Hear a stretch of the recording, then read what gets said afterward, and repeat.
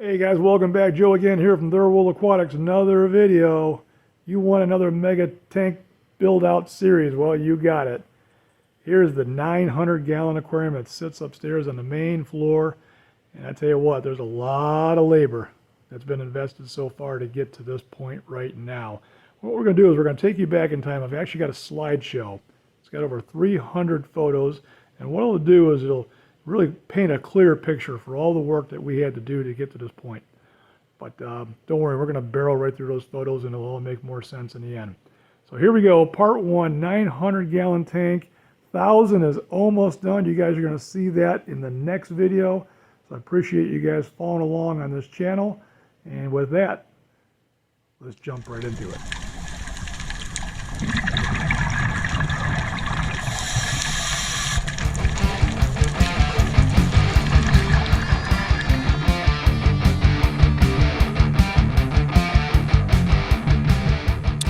Let's jump right into it. So here it is, the 900-gallon tank, 10 by 3 by 4 tall. I'm going to freeze this right here. Just give you a quick backstory. I found this aquarium on Craigslist. It was a Friday night. It was about 5 o'clock. I seen the ad, and within the ad it said 10 by 4 tall by 3 deep, 500 gallons. As soon as I saw that number, I'm like, uh-oh. Somebody didn't do their math correct. I quickly called the number and I asked the guy, I said, hey, I saw your ad. You still have this thing available? He goes, oh yeah, absolutely, it's still here.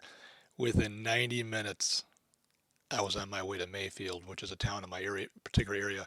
Anybody lives in our area, you know where Mayfield's at. This thing was actually hiding in a hair salon that had closed down. So I get out there, I see this particular aquarium. He opens up the doors, and I tell you what, it took everything I had for my knees not to buckle. And I was just blown away at what I was looking at. Gorgeous aquarium. In the back room was the filtration system, 180-gallon sump, which actually this sump right now is part of the 720. So we used it somewhere else, obviously. So I'm going to stop the slideshow real quick here. I wanted to really point this out because this was probably one of the trickiest parts. So the tank was actually made by Tenacor, and now Tenacor's moved on, and now another company has evolved out of that, which is now Titan Aquatics. When they brought this particular aquarium in, they glued the bottom of the tank to a piece of 3/4 plywood, but the 3/4 plywood was actually screwed to the top of the steel stand, so we could not even slide the tank off. So that kind of created for a problem. So what we came up with was to raise the entire thing, and I would take a Metabo, a cutting wheel, and I would actually cut off the actual 10 legs. So there was actually a moment in time where the aquarium was kind of like floating in the air, which is not a problem, but we had no choice but to actually cut off that actual bottom portion of the stand and make it so that we could grab the whole thing and lower it down onto the cart. So here's the lift, and then eventually what happens is we drop this thing down onto the cart, which the cart was incredibly heavy duty that we built because we knew the day was coming to do this. So there was a lot of prep work that was done for this particular move. So with a whole crew of guys, we rolled this thing out to the truck and trailer, and up it went, and it was a grueling 90-minute drive to the house. Very slow. So here it is. We made it home. It's all covered up, and we'll get to this in due time. Another job.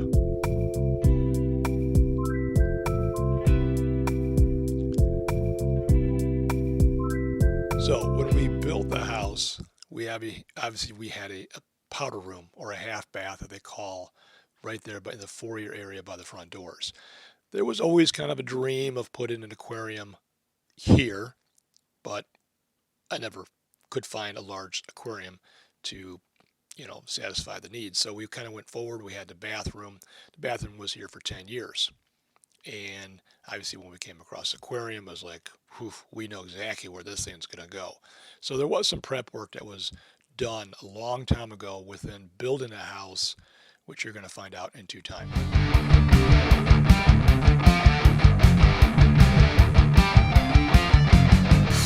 the big day. There was a lot of prep work that was also done by the front entrance of the house. I'm going to stop the slideshow right now, and I want to just show you how I had to build up the deck.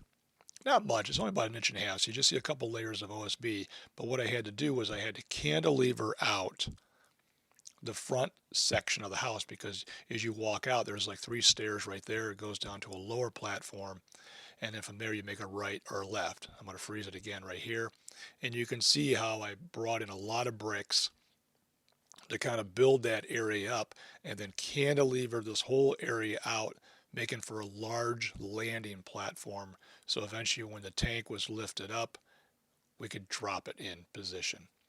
So here it is. We're prepping this outside area. The crane has arrived. This is the big day, and kind of a nerve-wracking day. Operator does a quick test run. He makes sure that he can get to the particular area. He comes back, we sling up the tank, and up it goes. So it was kind of nerve-wracking, but we knew that with the heavy-duty cart that was built, there should be no problems with this particular lift. I'm going to stop the photo right here, because this is probably the area that I should have ran down real quick, because I heard the driver yell out 3150. I wish I would have taken a photo of the digital readout on his crane. 3,150 pounds right here hanging in the air. Now granted, the cart is definitely heavy duty, but that's one heck of a lift. That's an impressive photo right there of bringing the actual aquarium in. And we had no choice. We had to bring the aquarium in this particular way, because you couldn't have wrapped 10, 15 guys around this thing and try to walk it up the hill and onto the stairs.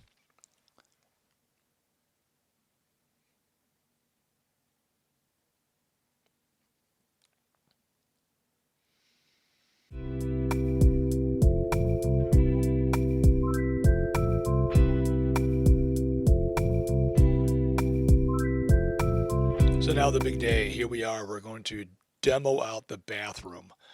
It was kind of funny in a way. The wife went to work. I didn't kind of give her a heads up, but next thing you know, she left, and out came the hammers and the drills, and just busting everything up. So down comes all the drywall. Obviously moved out the toilet, the sink, and we just started getting into it.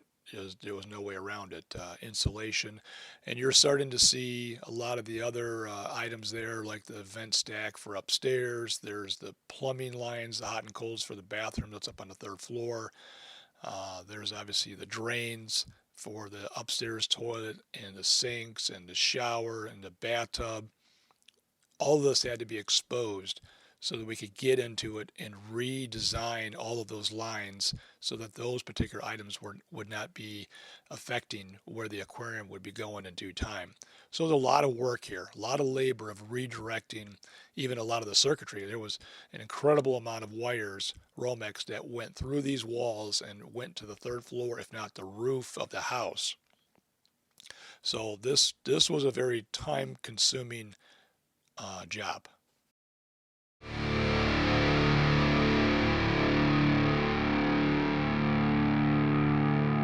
So now the steel arrives. We did a lot of measuring, prepping for this particular time. I'm going to freeze the frame right here. So these I-beams are 8 inches tall. I believe they were 5 inches wide, and I think we were 18 feet in length. So this is going to go on the sill plate. So the whole lower portion of the house is poured walls, 8-inch concrete poured walls, reinforced.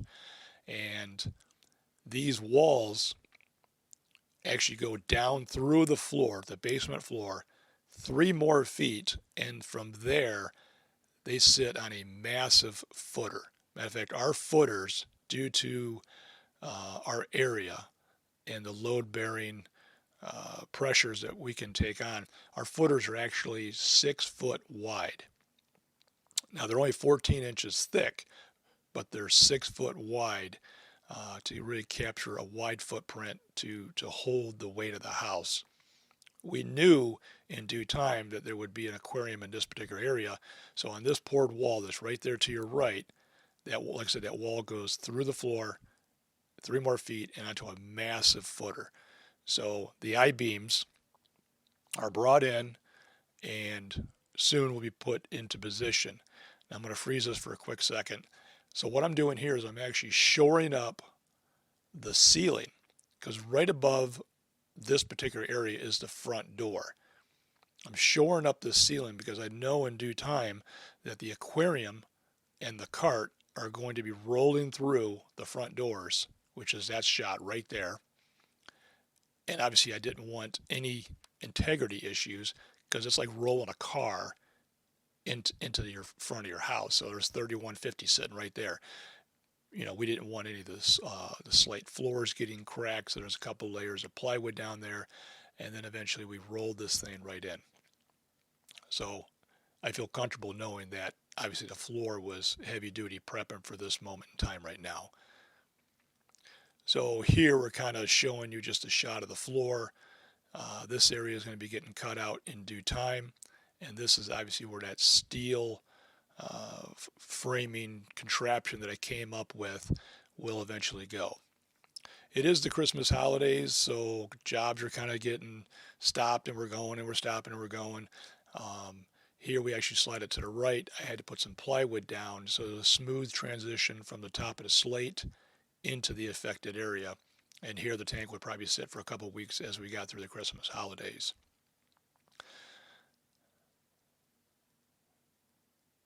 Here we are now after the holidays. We slide the tank back to the left, move the plywood, and now we're cutting out the floor and we're exposing the downstairs now for the first time. And you can actually see the poured concrete wall right there, kind of going right through the middle. That's that 8-inch poured concrete that's going to help hold the aquarium. There's the shored up walls downstairs. You know, we're just barreling right through this thing. We're cutting out the wood, and now the I-beams and the collar ties are coming in. Obviously the beams are not light, so we're going to have to break out the chain falls and come-alongs on the one that's on the south portion of the house.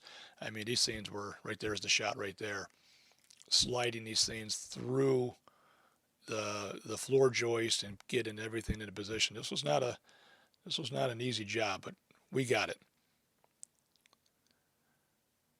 So this massive steel structure in time, obviously, you know, that weight is going to be distributed from the front poured walls onto the I-beam, you know, through the center wall, and you know, I believe we're going to be all right. It's definitely a tight fit. You can see how the I-beams are just making it over top all those copper pipes, which are for all the different items throughout the house. There's Jack and Julie. They're sitting on the I-beams. Once again, she's writing on the I-beams all the kids' names, kind of like in the video with the Dodge Demon. She's got a problem with the marker. She's got to stop writing on stuff. So here I'm actually vacuuming out the original substrate. We don't want that in there. Tank was up and running for 2 years, so we got rid of that substrate and just kind of start fresh. Couple of views here of the third floor. You can see how now we are redirecting a lot of the pipes and getting those out of the affected area. Back downstairs to the main level, I'm actually cutting some OSB and painting it back, and the theory was to put the filtration system directly below the aquarium. So we kind of opened up this corner, mounting the OSB, painting both sides, so obviously they're not porous, and we're kind of getting this area ready for eventually where the filtration system's going to go. Now in due time I would change my mind, and we're actually going to do the filtration system to the left.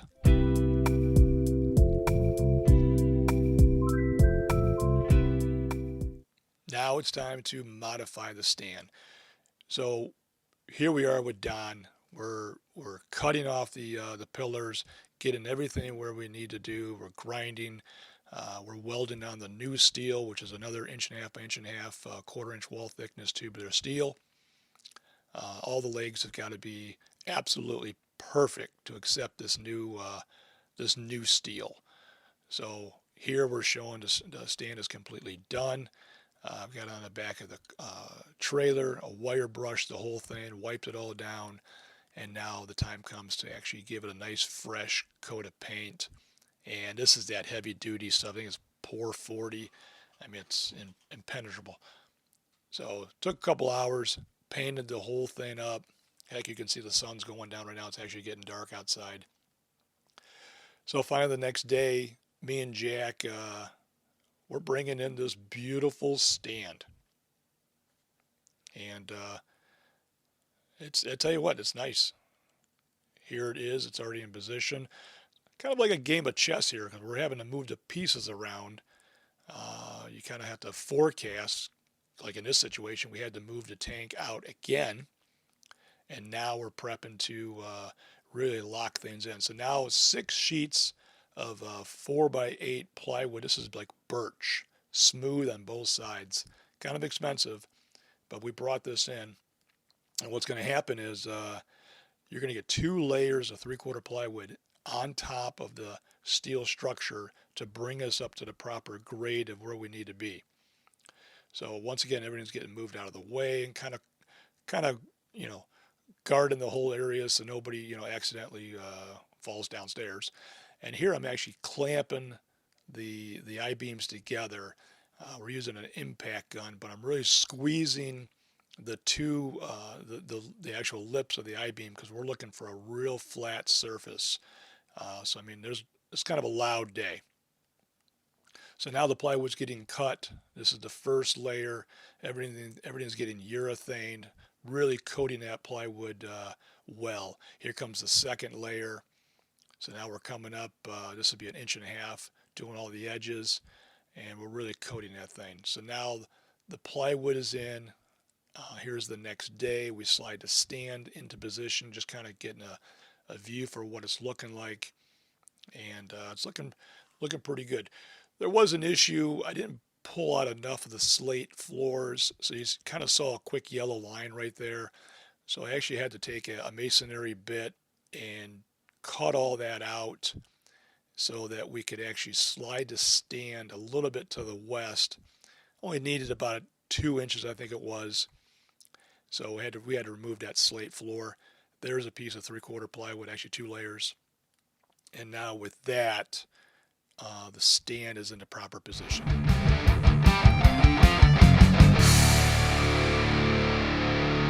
Alright, so now here's kind of the scary moment. We need to raise the cart and the tank up to the proper height so that the bottom of the aquarium will match up with the new stand. So very slowly, very methodically, I take a floor jack and I raise either end up 1.5 inches, one at a time, back and forth, and I very slowly, I raise up the entire structure. You can see the bricks are coming in.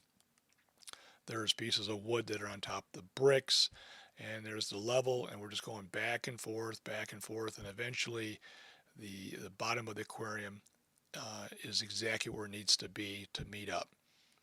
Here comes the final sheets of plywood. This plywood now is going to be the new top, and there you see the holes are already cut in for the supply and return lines and the closed loop system, which is going to capture the original pipes that were underneath the tank.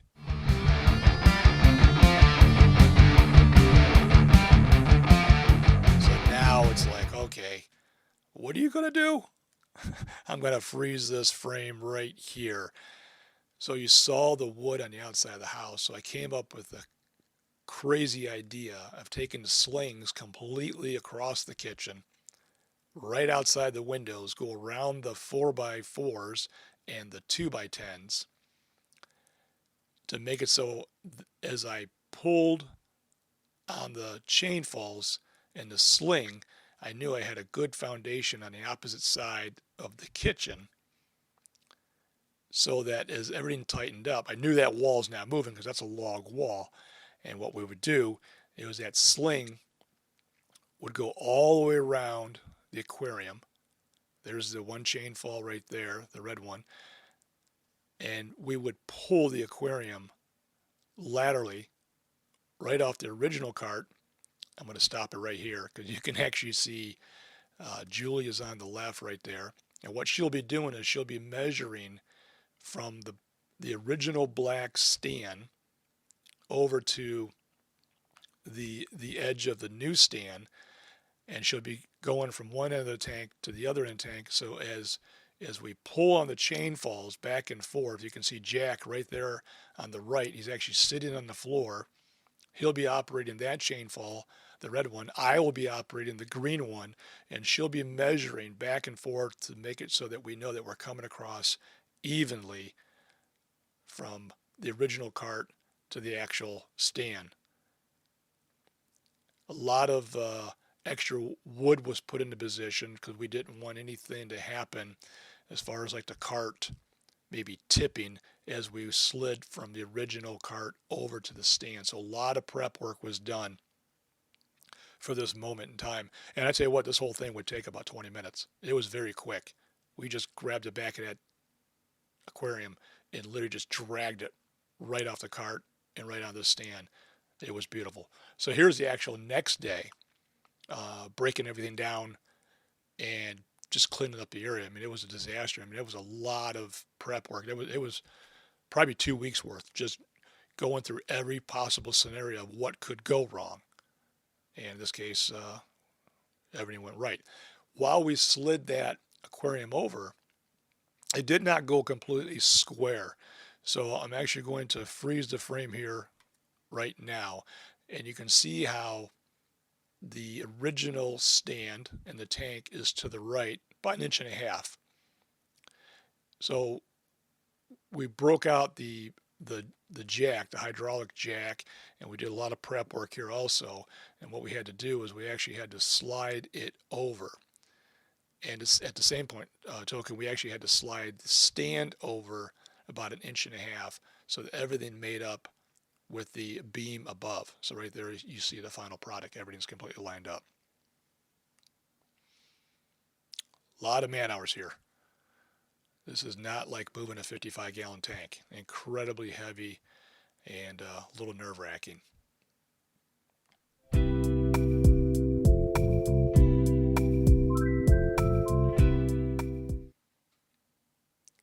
So now we start framing in what is soon going to be the pantry. So we shaped this out. It's kind of like a little L-shaped pantry on the back right corner of the aquarium. Everything gets framed in, and we start putting up the green drywall. A buddy of mine comes over. He's helping me, put everything in. And eventually we're going to, tape it and mud it and sand it and primer and paint. So if you look closely in this area, you actually saw some framing, which would be above the aquarium on the front section there, and that's going to be part of the canopy that will enclose the upper section in front of the aquarium. So obviously the plastic bubble is up, a lot of sanding has taken place, and trying to keep that dust contained within a specific area of the house. So now all that's done. Another one of my buddies comes over. This is Matt, and we're actually doing some polishing of the aquarium, just trying to see how it's looking. And then obviously here's a view of the supply and return lines and the closed loop that's up underneath the aquarium and how everything's lined up.